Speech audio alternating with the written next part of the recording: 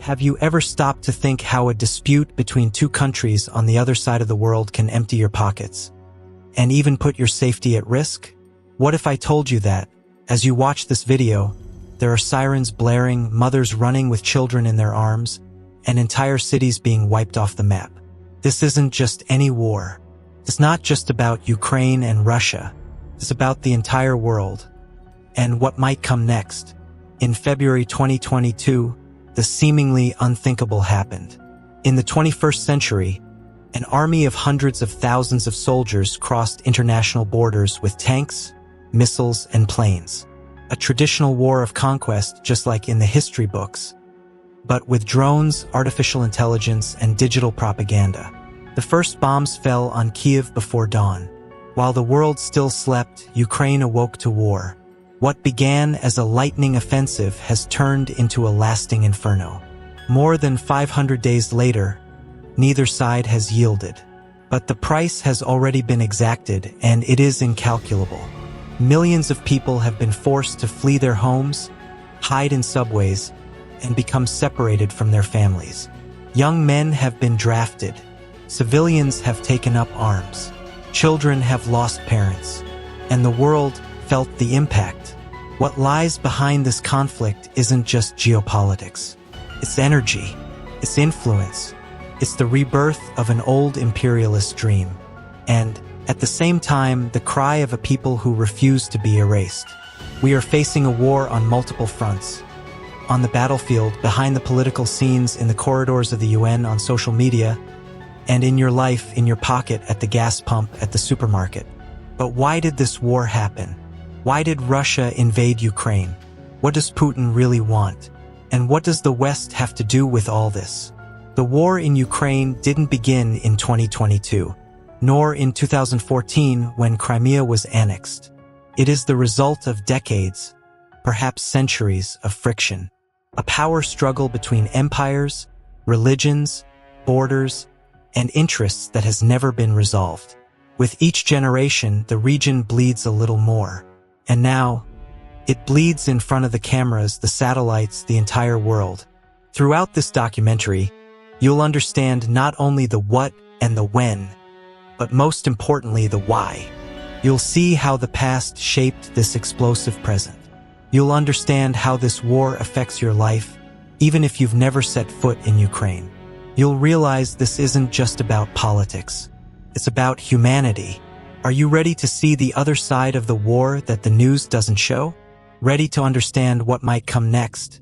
And why the world is closer to a new global war than at any time since 1945? So get ready, because what comes next could change the way you see the world. It all begins long before 2022, deep in the meanders of European history.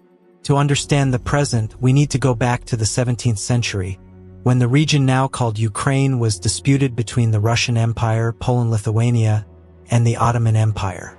Over generations, colonies were created, borders redrawn, and entire populations displaced by expansionist policies. In the 19th century, the Ukrainian nobility maintained cultural ties with Western Europe, while Russian elites saw those lands as a natural corridor for imperial projection. When the USSR emerged after the 1917 revolution, conquering Ukraine became vital to Stalin, who imposed forced collectivization and provoked the Holodomor, the negotiated famine that killed millions of Ukrainian farmers between 1932 and 1933. This historical trauma left deep scars: hunger, brutal repression, and mistrust that spanned generations. After World War II, Eastern Europe's borders were reorganized at Yalta and Potsdam. Western Ukraine, formerly Polish, was annexed to the USSR. Moscow maintained tight control for nearly 5 decades, until 1991, when the fall of the Berlin Wall and the Soviet collapse allowed 90% of Ukrainians to vote for independence. In the following decades, Kyiv sought its identity between East and West. It signed military cooperation agreements with NATO without seeking full membership. It strengthened economic ties with the European Union but continued to export gas and grain through Russia. Meanwhile, in Moscow, Some politicians viewed the dissolution of the USSR as a national humiliation. Vladimir Putin, a former KGB agent, rose to power in 1999, proposing to restore Greater Russia and curb Western expansion. In 2004 and 2013, Ukraine experienced two color revolutions, the Orange and the Dignity revolutions. Millions took to the streets of Kyiv demanding justice, an end to corruption, and greater integration with the European Union. The pro-Russian president fled. But in 2013, when Yanukovych canceled a historic agreement with Brussels to maintain trade privileges with Moscow, the people were shocked. Maidan Square became the scene of violent clashes, and the repression left more than 100 dead. That was when the tide turned. Within weeks, Yanukovych fled to Russia. Moscow reacted. In March 2014, Russian troops entered Crimea, held a snap referendum, and annexed the peninsula. The international community did not recognize the decision, but it cemented the new course. With Crimea under his control, Putin took another step. He fomented separatist militias in Donbass, Donetsk, and Luhansk, two historic regions in eastern Ukraine, where there are many Russian speakers. Armed conflicts multiplied from 2014 onward, leaving more than 13,000 dead and over 2 million displaced. The war in Donbass froze with fixed front lines and daily exchanges of bombings. Kyiv saw its economy collapse. Russia was sanctioned by the West, but managed to circumvent the penalties by selling energy and creating blocs with the East. This latent tension lasted for almost 8 years, fueling resentment on both sides. Every protest in Kyiv generated a firefight in the East. Every Russian military operation generated new sanctions. It was a geopolitical chessboard full of pieces ready to explode. Meanwhile, the West vacillated between trying to accommodate Moscow and bolstering its naval presence in the Black Sea. NATO conducted military exercises in Poland and the Baltics. The United States and the United Kingdom supplied defensive weapons to Ukraine. Still, many analysts believed Putin would not dare launch a full-scale invasion, fearing international backlash and the high human and economic cost. Publicly, he complained of threats to his strategic perimeter and the criminalization of the Soviet legacy. Privately, the Russian war machine was prepared with information offensives, cyber sabotage, and troop buildups on the border. In short, the 2022 war was the culmination of centuries-old grudges, energy interests, ideological rivalries, and diplomatic failures. Each date, 1991, 2004, 2014, was a chapter in a plot of ambition and fear. Each victim, each destroyed building, each sanction is the result of decisive choices in the past. And it is in this past that we will seek clues to understand how we reached the point where tanks are crossing borders, drones flying overhead, and turning peaceful villages into war zones. Only by understanding the origins of this conflict can we understand its ramifications in the present and imagine possible outcomes for the future. Do you feel the weight of this war in your daily life? You may not realize it, but every tank in Eastern Europe echoes in your pocket, on the supermarket shelf, and in the rhythm of the global economy. The Russian invasion of Ukraine wasn't confined to the front lines. It spread through global markets like a virus, eroding stability and scarring essential resources. Today, you pay more for fuel, see your energy bills rise, and find empty food shelves in various parts of the globe. It's no coincidence. It's war feeding on our daily lives.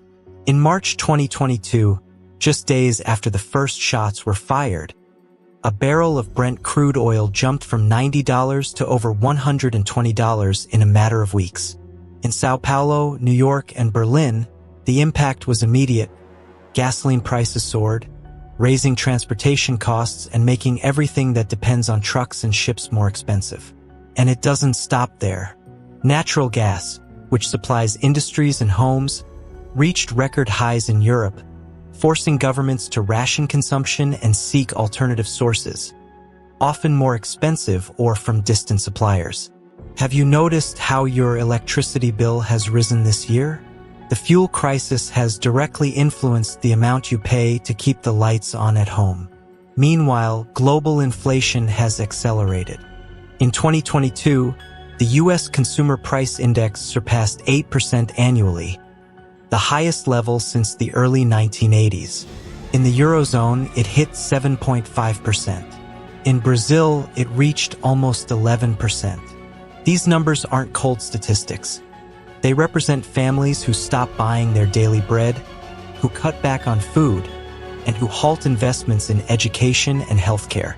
It's the invisible cost of war. More poverty, more inequality, and greater social tension. Ask yourself, how many times have you tightened your belt this year because of the increase in your shopping cart? And what about food security? Ukraine and Russia together account for more than 25% of global wheat exports and about 15% of corn, grains that feed billions of people.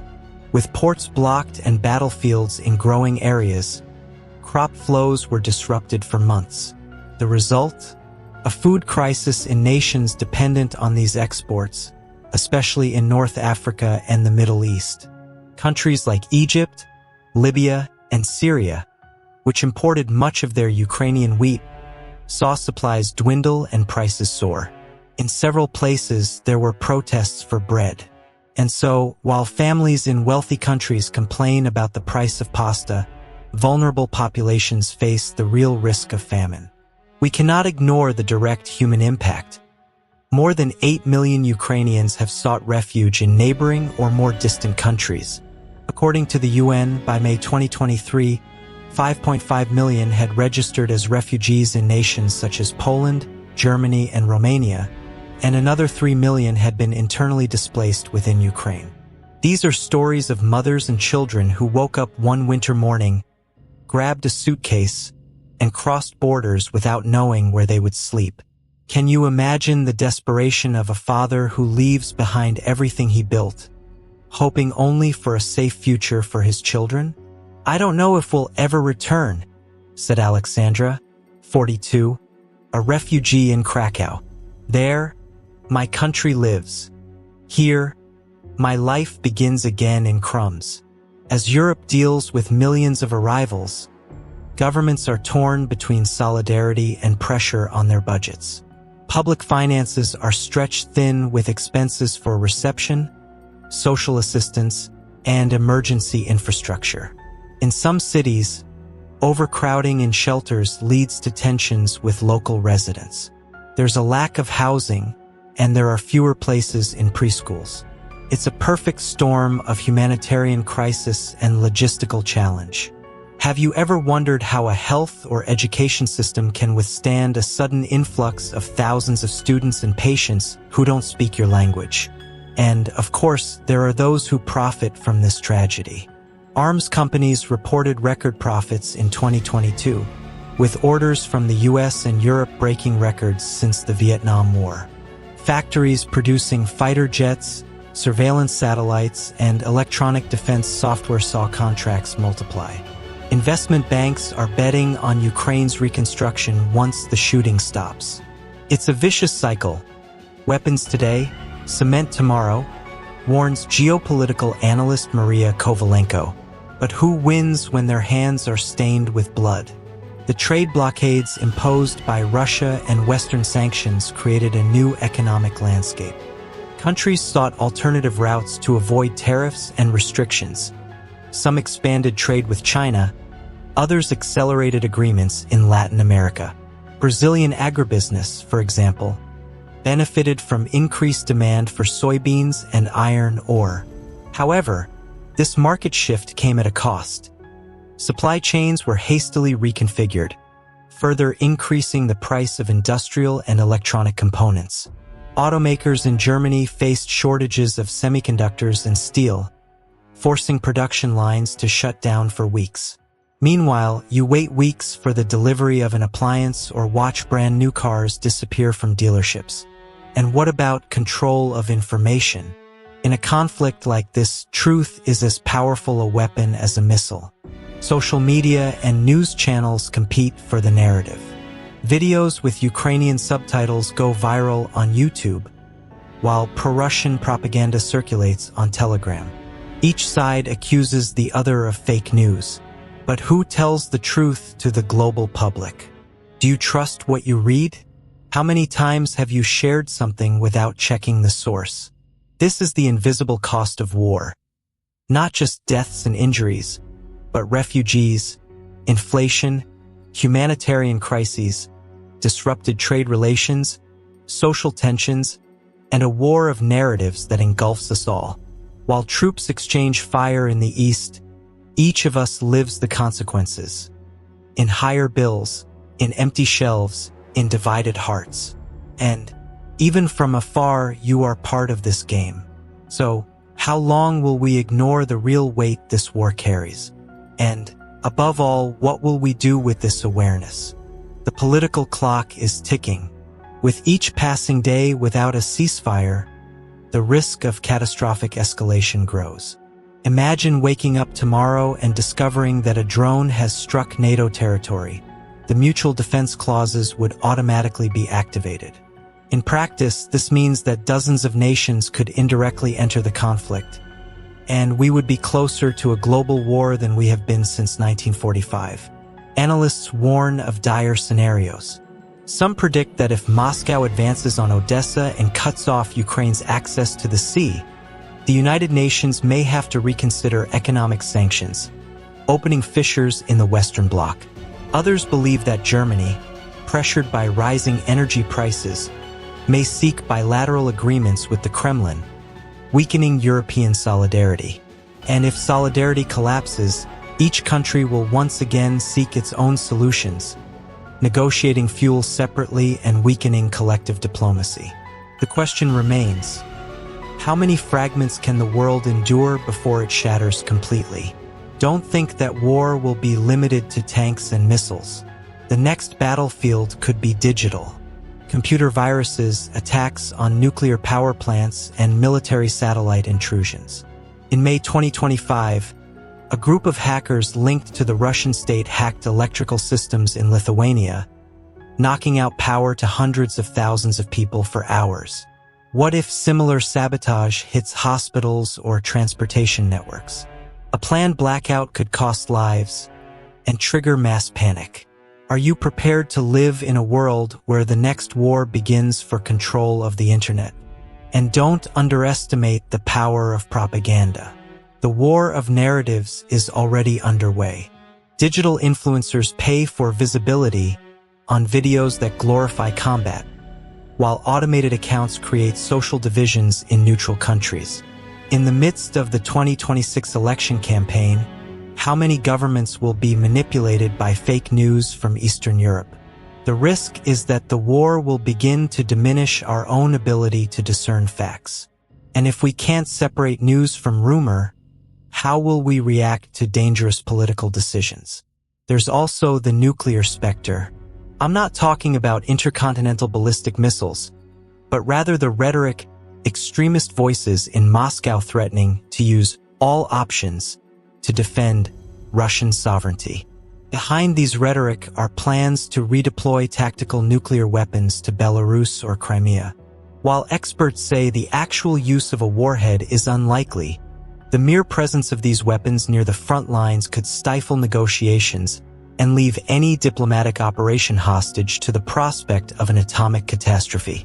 Can you sense the weight of this invisible threat? And the world watches. China, India, Brazil, and South Africa remain silent or call for dialogue.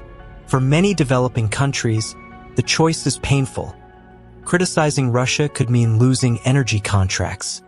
Supporting Ukraine could result in secondary sanctions from the West. Global disunity strengthens those willing to push borders. Does multilateral diplomacy still have the power to contain this war? Or is everything we need already unraveling before our eyes? Economically, the race for strategic raw materials will intensify. European countries may accelerate lithium and cobalt mining projects to maintain their battery reserves, creating local tensions. In Latin America, Governments will be forced to choose between meeting demand for Ukrainian grain or forgoing Russian infrastructure investments. Global equilibrium depends on shorter supply chains, but if this fragmentation worsens, the cost of essential goods could rise even further, dragging millions of families into food insecurity and social instability. And meanwhile, every exchange of gunfire in Eastern Europe resonates in your daily life. You pay more for energy. You face delays in product deliveries. You see headlines about inflation and unemployment. And, above all, you realize that we live on a geopolitical chessboard where every move has real consequences. But there is still a way out: preventive diplomacy, multilateral negotiations outside traditional channels, civil society-led peace initiatives that bring Ukrainians and Russians together in direct dialogue, bypassing state lenses, joint reconstruction projects that create shared economic interests before the enemy becomes irreversible. The question is, how much time is left to act before options run out? By the time we hear sirens on our own soil, it will be too late. The next war may not need soldiers, and it may already have begun. What have we learned from all this? That war never starts when the shots are fired. It begins long before, in every tolerated lie, in every convenient silence, in every broken agreement.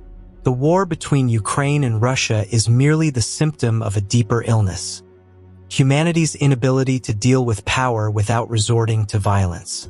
It's a repetition of a tragedy we know well, and yet we continue to allow it. Why? Maybe out of complacency, maybe out of fear, or maybe because, deep down, we don't believe it can affect us directly. But what if it's already affecting us? It's not just about borders, flags, or treaties. It's about people. More than 500,000 dead and injured. Entire cities have disappeared from the map. Schools have been turned into ruins. Hospitals have been targeted. Families sleep continents apart. 6-year-olds learn to run to shelters at the sound of sirens instead of playing in playgrounds. Women, the elderly, and people with disabilities brave the cold in crowded train stations, trying to cross borders without knowing if they'll ever see their homes again. All of this isn't a movie. It's now. It's real. It's happening as you watch this video. And surrounding these ruins lies invisible debris, broken trust between nations, security turned into illusion, the economy turned into a silent battlefield. Grain, gas, information, everything can be weaponized. We are entering a new era, one where war is waged not only with soldiers and cannons, but with algorithms, sanctions, sabotage, and, above all, narratives. An era where the enemy can be invisible and destruction can come with a click. Have you noticed how vulnerable our democracies are? How our emotions are manipulated? How our opinions are being shaped without us even realizing it? But there is still hope. There are still paths. There are still bridges that can be rebuilt. This depends on us, on our capacity for empathy, our thirst for truth, our willingness to act. It's no use simply being outraged. We must transform that outrage into participation. It's time to ask ourselves, what kind of future do we want to leave our children? A fractured, armed, and distrustful world? Or a world that, even wounded, has chosen to learn from its scars? Ukraine resists not only with weapons, but with culture, with faith, with the will to exist. Russia, for its part, is a nation made of contradictions, with millions who do not condone this war and who also suffer the consequences. Amidst the chaos, there are thousands of anonymous heroes, journalists who risk their lives to reveal the truth, volunteers who deliver food to risk zones, diplomats trying to forge dialogue amidst the rubble, ordinary people doing the extraordinary. And you, on the other side of the screen, can also be part of this change. How? By spreading quality information, by questioning what you read, by having deep human conversations, by supporting causes that seek reconstruction, not destruction, by understanding that the world is an interconnected organism, and that no country, no person lives in a bubble. It's not about taking a blind side. It's about taking the side of peace, of dialogue, of the future, because if nothing changes, this war will be just the first of many. The curtain rises on a new era of hybrid conflicts, in which all of us, even without uniform, will be soldiers. Soldiers of consumption, of information, of survival. The world as you know it can change, and is changing. But the question remains, will we just watch, or will we act? Don't let this war be buried in oblivion while it's still being fought. Don't let today's mistakes be tomorrow's legacy. The next war may not need soldiers, and it may have already begun. But the next peace may begin with you.